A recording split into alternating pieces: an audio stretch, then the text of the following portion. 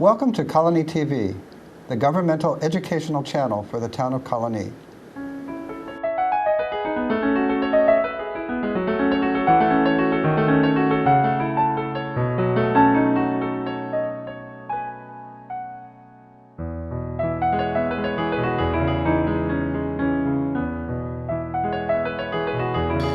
Well, welcome to Meet the Author. My name is Joe Nash. Today we're talking to Henry Stark. He's one of the contributors of this new book about the Holocaust. It's called Out of Chaos, Hidden Children Remember the Holocaust. It's actually, Henry's one of the contributors, so he's one of the authors.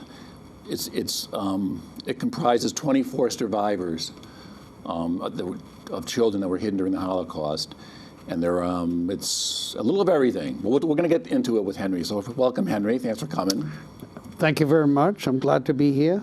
Now, the book, before we specifically talk about the book, this term, hidden children, why don't you explain what that means, and then we'll talk about this group you're in and how the book came about. Yeah, what happened was when Nazi Germany overran Western Europe and Eastern Europe also, many of the Jewish parents realizing that they probably would not escape the concentration camps and the death camps, put their children with Catholic families, in monasteries, in convents, and with Christian families. And many of those children survived. But you're talking millions of children, right? I'm sorry? You're talking millions of children or tens of thousands of? Tons of, well, possibly hundreds of thousands. Okay, that's what I thought, okay. Yeah, from all different countries. From all different countries. Okay. Now, the children in some countries fared better than the children in other countries. The children in Poland did not fare well. Many of those were caught and sent to one of the extermination camps, of which there were 6. The children in Holland fared particularly badly. Only 25% of the Jews in Holland survived the war. And many of those were children. And you take the case of Anne Frank. When Belgium was already liberated, Holland wasn't yet liberated, and Anne Frank was sent to one of the concentration camps where she subsequently died of, I think it was typhus. Mm-hmm. The children in Belgium typically fared better because, for the most part, Belgium was a Catholic country, and many of the lower echelons in Belgium, the nuns, the parish priests, and so on, they took it upon themselves to try and save as many children as they could. And then you were in Belgium, is that? And I was in Belgium. Okay. Yeah, I was in Belgium. I was born in Antwerp. My father emigrated to Belgium from Poland. My mother emigrated to Belgium from Czechoslovakia. And that's where they met. And that's where they had essentially 3 children, although one of the 3 of us died from natural causes. My sister Charlotte died the same year I was born. Okay. So that was in 1938. Now, to come back to, I'm still with your question, yes. The hidden children.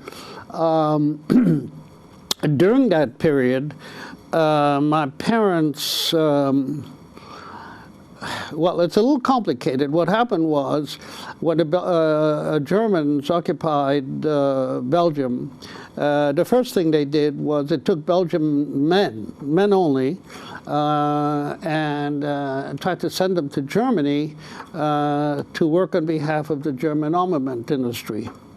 However, by the end of '41, they were picking up entire Jewish families and sending them to points of concentration, they were called, really. In Belgium, the point of concentration was called Malines in French, or Mechelen in Dutch. And my father realized that that things looked bleak, and he didn't think that we were going to survive. So he began to take measures to escape the roundups. And they put me, at the time I was around close to 4, with a Christian family who hid me.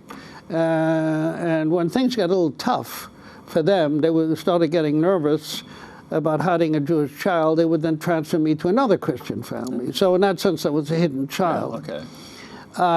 Well, the Germans at that time were saying if you're caught hidden, any kind of Jews, children or otherwise, you're going to suffer. You're going to go to jail at the least and possibly more. And so around 1943, the situation got so dire that the Christian families that were hiding me got in contact with my parents, who were hidden out in a semi-abandoned building in the town of Bohm, an industrial town. This is because they were getting nervous about... The Christians were getting nervous about... Okay. Well, you know, you had people walking around and saying, hey, I see that you got a kid in your apartment. Where did that kid suddenly come from? Well, I think you're right in here in your one of your excerpts. The woman basically threw you out, kind of, not threw you out, but sort of, like you were saying, and sent you back to your parents. That's right. Okay. Things got so rough, and you couldn't blame them because the Germans were very big on capturing as many Jews as they could. So around 1943, I finally ended up with my parents, reunited with my parents, in a small industrial town called Bohm, just outside of Antwerp, on an estuary of the River Schelde. It turned out to be a very important town from the point of view of the Germans because there were 2 big factories in that town that did work for the Germans. And as a result, Bohm got bombed nightly by the Allies. So that's what I mean by hidden child. I was a typical hidden child. And I had it relatively easy because we went into hiding at the end of '41 and were liberated on September 3rd by the Allies in 1944. And so we were not hidden for, some people were hidden for 4 or 5 years. Yeah. And we survived as a family. Okay. Well, let's talk a little bit about the book then. You split your time here between Loudonville and Chicago, and you're part of this group in Chicago where all the contributors of this book, there's 24 people have written. It was called Hidden Children, Child Survivors, Chicago. And these were all like yourself, and some of them had more dire situations than you did. And what they've written in here, there's little memoirs, there's little fragments of stories, there's poems, there's photographs, there's, I think at one point there's an interview, and it's like yourself now talking, they're all talking about their experience. So how did you, tell me about this group, and then how they all got together to put this together. I mean, there's some amazing stories in here. Right, that's a very good question. What happened was I had been a professor at RPI, and my oldest son had moved to Chicago, and I felt I should spend more time there, so I looked for a job in Chicago and ended up in a good position as department chairman at Illinois Institute of Technology. And I met some people, adult people in Chicago, and we got to talking about our experiences. And when they found out that I had been a hidden child, they said, you know, we have a whole organization here of hidden children. Why don't you come and talk to us about it, about your own experiences? And so I did. And then I heard their experiences, and we formed a bond. You know, certain words that mean nothing to the average American arouse a lot of emotions to the people in this group. Yeah. And the people in this group are primarily, at this point, they're in their either mid to late 70s, going all the way up to their 90s. Okay. And at some point, that's how I got involved with the group, by the way. And at some point, you know, we said, we're going to die off pretty soon. We don't know, you don't live forever. And we are the last ones, really, who have a direct exposure to the Holocaust. You know, once we go, there's probably going to be a lot of writing about the Holocaust, but it's going to be done with people who don't have a first-hand experience. So you guys sort of decided, sort of as a group, that we should. We decided together? as a group to combine our stories, and the next thing was to find an editor who could do this, who would lead us. The group was somewhat unruly in that they had never published a book, and they insisted that their stories should be told exactly as they said it was. So anyway, we began to look for an editor, and we found a lady who was a senior partner in a large, well-to-do law firm in Chicago, Jewish lady, but had not been in Europe, but became fascinated with our stories. And this is the lady, Elaine Fox. She's the editor of the book. Right, and Elaine Fox was one of these natural leaders who, without raising her voice and without threatening executions and whatnot, was able to beat this ragged bunch of people into a coherent. Well, I think you told me before we started, she got so involved that she actually quit her job. She basically, edit the book? she got so involved in it that she basically reduced her duties to nothing. Okay. And we used her facilities in this skyscraper where she had an office. And that's where we would meet often with her. And we would discuss the stories and look for contradictions. One of the things we really found to be extremely important was to get it right. And we would argue about small details. For example, there was one woman that said that her father, they had to cross a lake to escape the Nazis, and the rowboat was overloaded with people, and it turned over, and her father single-handedly saved 4 people. And of course the question came up, how do you do that? If you're in water, even the best swimmer in the world can't save 4 people. And I was particularly, being an engineer, a scientist, I was particularly looking for accuracy. What turned out really was that the people had panicked, but you could stand. It was shallow enough so you could stand. So the question really was, the way you saved them was by calming them and saying, look, you can walk. Hold your hands, we'll walk together. But you're also dealing with, in some of the writings I was looking through, you're obviously dealing with people's memories. People are in their 70s and 80s, and they're remembering things when some of these people were like yourself, 4, 5, 6. How did they try to get those memories out if they could remember them? I mean, it's a lot of the excerpts in here they're almost little fragments. Like, you know how we all have fragments of our memory when we're something like 6 or 7. A lot of these are little fragments, a page, 2 page, 3, or a little. So, you think those out? How did they jar how did you dislodge your memories from being so young? Well, remember, we were all in a great state of fear. And so that makes a big impact. That your stories might not get told? Is that Pardon me? Is that, you mean you were in the fear back when you were kids? When we were kids, in this situation. we were in a great state of fear, and so that made a very big impression. Okay, so it was like imprinted on you. And so there was a constant emotional turmoil. And these are the kinds of things you don't forget. As an example, one of the women in here writes, that she had been with her parents, and then her parents left her with in a convent, and her parents eventually died, and they died through the actions of the Germans.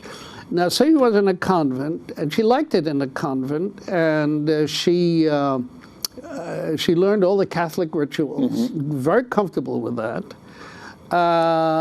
And the Sister Superior there was very kind to her. And she also got an education in the convent. She learned math and whatever. All right, so now the war's over. Her parents are gone, and there's a Jewish family who are worried about all these Jewish kids in convents and living with Catholics and being lost to the Jewish community. And they felt strongly about getting these kids back. So in her case, friends of her parents talked with the convent and said, we want these kids back. She and her sister. So she left the convent, and she was absolutely in a state because she had found a safe environment where people loved her. Now she went with a bunch of strangers, and the strangers were not even related to her. But the strangers were Jews and had known her family before they perished. Now the strangers had these kids, so they got used to being with these strangers. And now they had to learn that they weren't Christian at all, that they had to learn that they were Jews. Yeah. Now the strangers had no plans to keep them. What the strangers wanted to do was send them to the United States, where the perished father had a brother. So once again, they were separated from these people and sent to the United States to live with the brother. So think of it. Think of it. Parents, convent, Jewish strangers, and finally emigration to the United States. Now, these are all shocking events, and kids aren't going to forget that very quickly. Well, I mean, these obviously, some of the writings in the book, I think, portray their loss of identity, and their whole... Terrible. Well, let me just read one little excerpt from the beginning here, and then, you can read a little bit from yours. I think it will give people sort of a flavor of the power of just what you were just talking about. I'm just going to read a little excerpt from, this is by Marguerite Mishkin, and it's a poem. I'm just going to read two parts of it. It'll give you an idea of, what Henry was just talking about. Part of the poem goes, we hid in homes, we hid in convents, we hid in orphanages, we hid in basements, we hid in cellars, we hid in haystacks, we hid in barns, we hid in cabinets, we hid in fields, we hid in holes, we hid in sewers, yet we were not in concentration camps. And then later on in the poem, just what you were just talking about, she goes, we lost our parents, we lost our relatives, we lost our religion, we lost our identity, we lost our innocence, we lost our childhood, we lost our security, we lost our trust, we lost our country, we lost our language, we lost our confidence, we lost our sense of self. And yet near the end of the poem, near the end here, she says, yet we are the lucky ones. I mean, that's totally, I don't know, it's totally amazing. It's very powerful. It's very powerful. That particular lady, Marilyn Mishkin, it took her a while to join society again. It took her a while to, I don't know what the word is, but to believe enough in society. And well, one thing in the introduction, the editor was talking about some of these people. I don't know if they ever fully reintegrated into society, but some of them said they're in their 70s and 80s. When they wrote about it in the book, it's one of the first times they ever told their story or talked about it, or did they not do it for 40, 50, 60 years? Some of the people in here? Well, I think it's the first time they wrote it up. Okay. A lot of them talked at places like synagogues and libraries and children's groups. There's a guy here by the name of Aaron, who was one of the founders of the Illinois Holocaust Museum. Oh, okay. Aaron Elster. And his story is particularly poignant, and he has made it his life's work to go all over the place and talk about the Holocaust, because he fears that once it's forgotten, there may be a resurgence of this kind of anti-Jewish hatred, anti-black hatred. So he wants to talk about the Holocaust. It seems almost inconceivable. Pardon? That it seems almost inconceivable that the Holocaust could be forgotten. I mean, is there really a fear of that? It seems almost impossible that could happen.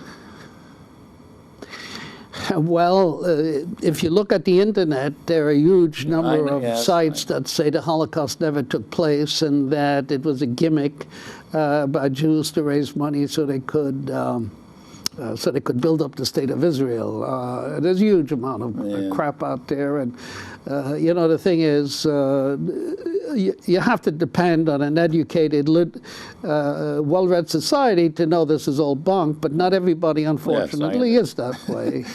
And I think people like Aaron Elster really feel this very strongly. I feel it strongly, too. But I'd rather not discuss the Holocaust with people. It's funny because at one point I ran into somebody, a young woman, and she said, you don't. There's a little bit of an accent. And I said, yeah, I wasn't born in America. And she said, well, so where were you born? And I said, well, I was born in Belgium and stayed in Belgium until 1949 when we emigrated to America. And she never connected. She said, oh, that's great. I'd like to visit Europe. And she never connected the fact that I was born in Belgium and I was Jewish and the Holocaust was taking place. She saw it as well. That's a nice experience. Well, going back to a minute ago, what you were talking about, what these people were reintegrating into society. In the introduction, a very important point is made by the editor. She says, the children, you weren't just in hiding, but you were actually hiding your identity, your Jewish identity. And this is, I think, what affected, people for years and years later you were just talking about the woman going back and forth, the church, the thing, the Jewish. How was that? How do you think that impacted some of the people that were hidden? Not only physically hiding, but hiding their Jewish identities. Yeah, that's a very good and a very difficult question. For those kids who were hidden with stable Christian families or in convents, this standard life, I would say, this fearless life, the routine, the support, the elaborate rituals that go with the Catholic religion, they became very fond of that, and they felt safe, and they felt they belonged somewhere. When they left, suddenly somebody said, you're Jews, and we don't believe that kind of stuff, and we want you to behave like Jews and know. And so there was this, who am I? Am I Christian? I mean, I was very happy there. Now I'm with these people that are so strange, and they want me to become Jewish, and I know so little about being Jewish because they had been taken away from their parents when they were very young. So there was a real loss of identity. And if you don't mind, I'd like to give you 2 minutes of my experience. Oh, sure. Well, remember, I told you probably we went into hiding at the end of 1941. Until then, what did I know about being Jewish? I was a kid, and I played on the street. My mother would take me to the park and that kind of thing. Okay, so phase one, nobody in terms of religious affiliation or identity. And my identity is with the people on the street, you know, other kids. Then identity number 2, my parents give me up to these Christian families, and now I must say they didn't try to convert me, anything like that. They hid me and treated me well.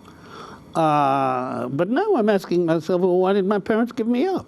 And my mother would occasionally, when she felt safe, late at night, when the police went out asking for papers, she would risk coming to visit me and stay a brief while, and I was delighted to see her, and then she would leave, and I couldn't understand why she would leave. All right. Then I rejoined my family in this town of Bonn, okay? And I'm pretty happy. I'm with my family now. I'm suffering from all kinds of nutritional diseases, but that's all right. I'm with them. We're living there, and the Allies come and bomb the hell out of the place because of Aqua Gewurt, very large company, doing work for the Germans, and the Minerva airplane company is there too, making and fixing airplanes for the Luftwaffe. So the Allies are bombing like crazy and not having any good guidance. The bombs are falling up just about everywhere, and we're very lucky to survive that they didn't hit our building. Okay. All right, now I come out of that. The war's over eventually, and I'm a little older. Now my father takes me to synagogue. I have the foggiest idea what's going on. So you were there. like, what, 9 or 10 or 4, 6 or 7? I would have been, I would have actually been 6. Okay, so then you're going to synagogue. Okay. Yeah, so you go to synagogue, okay, and that's strange. Then there was thought of me going to Israel, the family moving to Israel. So he sends me to a school which teaches the kids to become Zionist and learn how to farm and that kind of thing.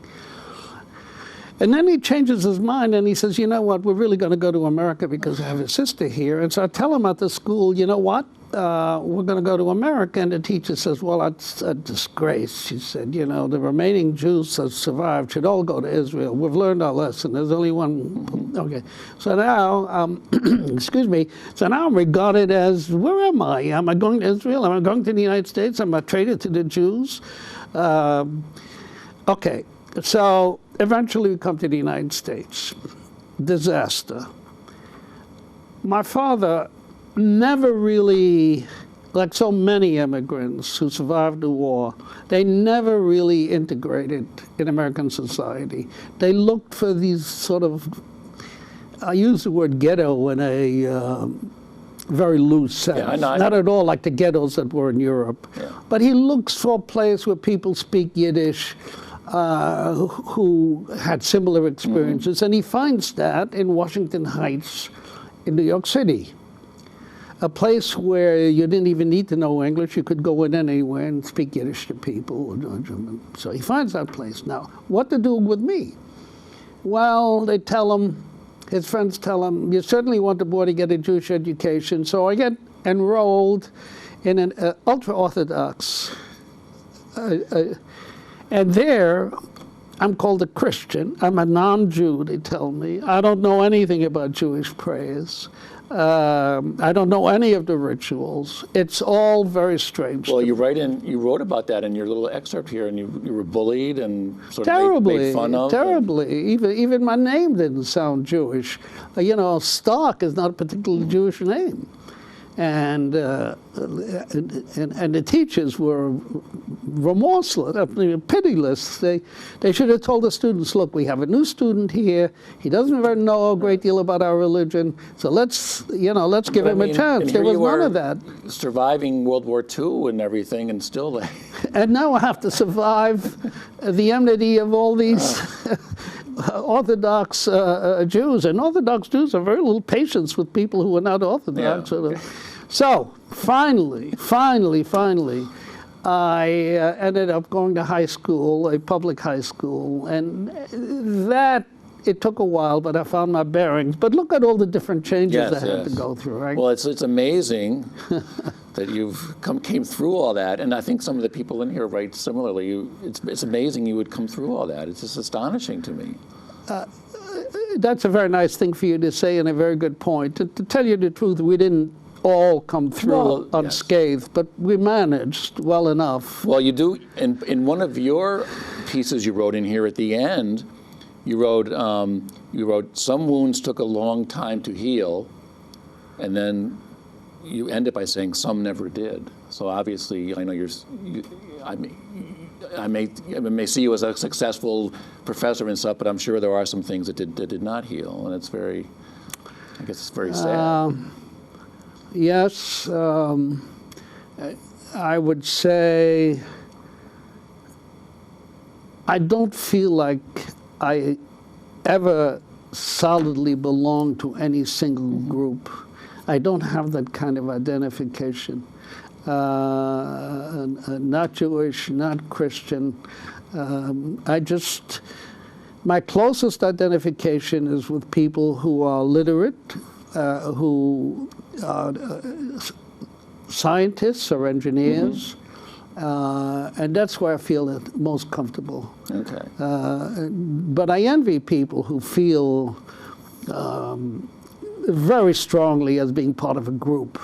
Whether it's a religious Whether group they're or a Orthodox, super Orthodox. For example, if you go to New York City and you go to Crown Heights or someplace like that, where there's a huge number of very Orthodox people, I kind of envy them in a way. They really feel they belong. They all know each other. They all look out for each other. I don't have anybody like that in my life, and I don't think I could ever have something like that in my life. So in that sense. Okay. Well, do you want to, we can give people a little flavor of, you have 3 or 4 pieces in here. Do you want to read maybe 1 or 2 of your shorter ones from Sure. These are, yes, I'll be happy to. And I think it will help give a little bit of the flavor of the book. Okay. And these are very short. And they are, what's the word, a snapshot. Yeah. Well, I was saying before, a lot of these pieces in the book I think because of the way we remember things when we're kids, they're sort of fragmentary, but yet they're very strong.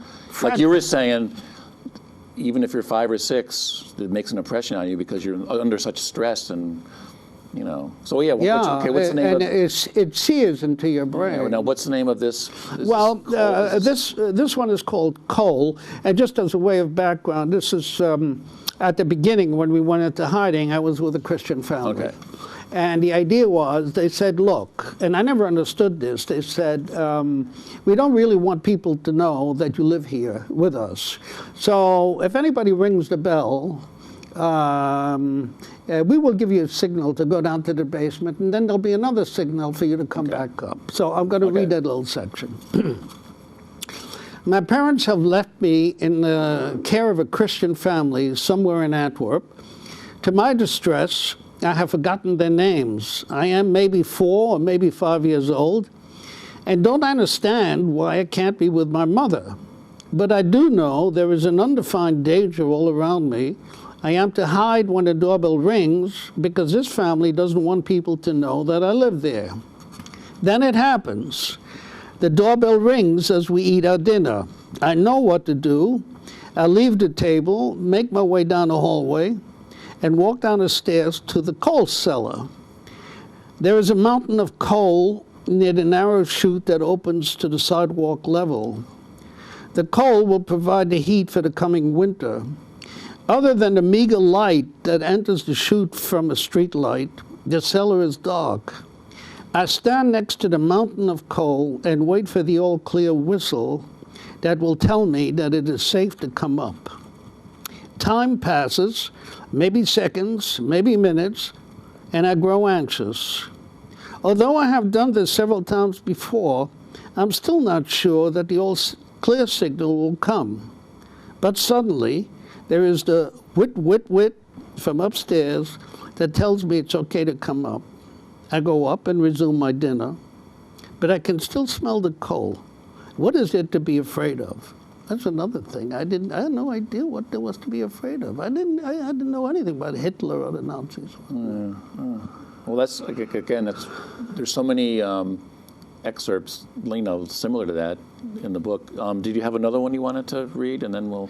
Well, another short one. Yeah. After this Christian family, after that, I went to another Christian family, and then I ended up back with my parents because it was. Then I ended up back with my parents because that was the only place that would have me at that point. So here we are. I'm not with any Christian families anymore. I'm back with my parents in this semi-deserted building. We are paying a Christian family to provide us with some level of food and heat. But they are trying to keep their distance from us because if they are found that they're hiding people, they're going to get into trouble. And as time went on, by the way, the penalties became more and more fierce. So Okay. it's now 1943, and I'm living in this town of Bohm with my parents. My mother, father, sister, and I are living on the top floor of an old apartment building on the Schelde River in the industrial town of Bohm in Belgium. Carl de Fuchs owns the building, and in exchange for money, he provides shelter and a minimal amount of food. Our toilet is an oil drum. We are living there because we are hiding from the Germans who have occupied Belgium. At low tide, the mud flats between our house and the river are where we empty the oil drum, whose contents are swept away at high tide. On this particular night, large numbers of Allied warplanes are bombing the city. They are probably aiming for the large Gewurt factory that is making photographic instrumentation for the Germans. The sky is red, and the beams of dozens of searchlights are dancing across the clouds. After a while, the wail of the all-clear signal goes on. The bombers are gone, but the sky's an even brighter red. It is reflected light of all the burning buildings that have been hit.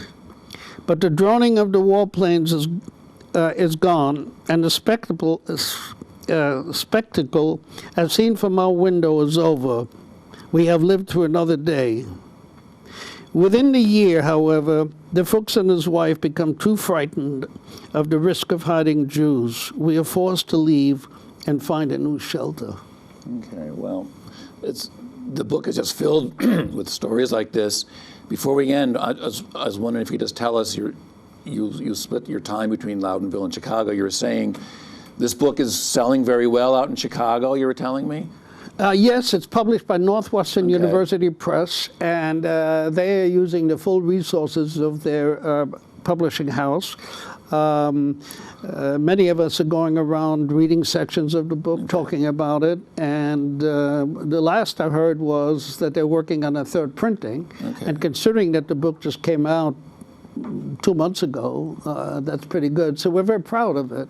And we're particularly proud, let me end on that note, I think, is that we are, as I said, probably the last group of living people who have who observed what was going on directly. After that, there'll be plenty of good historians and other people who will write about it. But we've seen it and we've lived through it. Well, do you know, besides your Chicago group, are there any groups like this in other cities that you know of? Or you think, when you say you're the last, do you think, are you one of the last ones?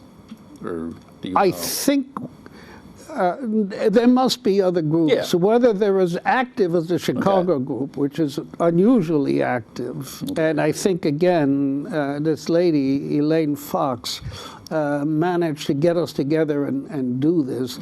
There are many, many stories. The question is, will they ever get it into print? Okay, and I think the book is called Out of Chaos, Hidden Children Remember the Holocaust. This is, you can get it on Amazon. This is a library book if you want to come and check it out. But you were saying also, before we end, this book's been nominated for the best book on It's been nominated for the 2013 prize for the best book on Judaica. Not just the Holocaust, all of No, all Judaic as far as I know, yes. all of okay. Judaic, Well, yes. very good. Well, thank you so much for sharing your story, Henry. Really appreciate it. And it's an amazing book. It's filled with very moving stories, and I really, even before we were talking about, you were saying that one of the reasons they do this is so the Holocaust would not be forgotten, but it seems amazing that it ever could be. But here's just one more contribution to it. So, out of chaos, hidden children remember the Holocaust. And we'll see you next time.